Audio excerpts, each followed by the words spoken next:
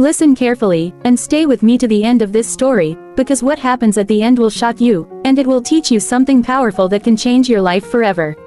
This is the story of Daniel. Daniel was born among the Israelites during a time of great suffering. The Babylonian Empire, under the powerful King Nebuchadnezzar, conquered Jerusalem. Families were torn apart, treasures of the temple of God were taken, and many young men were carried away into exile. Among them was Daniel, a young man chosen because of his wisdom, strength, and good appearance. In Babylon, Daniel faced a great test. The king commanded him and his friends to eat the royal food and wine. But Daniel refused, because the food was against God's law. He chose vegetables and water instead. Everyone thought he would grow weak, but instead, Daniel grew healthier and stronger than all the others. From the beginning, God's hand was on Daniel. Years passed, and Daniel became known for his wisdom and his gift of interpreting dreams. When the king had a terrifying dream that no magician or wise man could explain, Daniel prayed to God, and the secret was revealed to him. He told the king the meaning, that kingdoms would rise and fall, but in the end, God's kingdom would never be destroyed. The king was amazed, and Daniel was promoted to a position of great power. But not everyone loved Daniel. He served faithfully under different kings, Nebuchadnezzar, Belshazzar, and Darius, and he always remained loyal to God.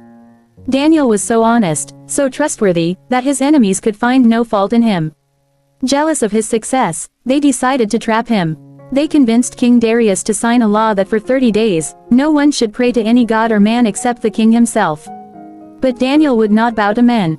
3 times a day, he opened his window toward Jerusalem and prayed to the living God, just as he had always done. His enemies caught him, and with wicked smiles, they ran to the king. The king loved Daniel, but the law of the Medes and Persians could not be changed. Daniel was condemned to the lion's den. That night was terrifying. Imagine the sound of roaring beasts echoing through the stone chamber. Hungry lions with glowing eyes, pacing, waiting. Soldiers seized Daniel and threw him into the den. A massive stone was rolled across the entrance, and the king sealed it with his royal ring. The king could not sleep. He fasted all night, worrying about Daniel. But Daniel was not afraid. Deep in the darkness, surrounded by lions, he prayed. And then, something miraculous happened. The lions grew calm. Their mouths were shut. An angel of the Lord stood guard over him. The beasts that should have torn him apart lay down like tame cats around him. The night passed, and Daniel was unharmed.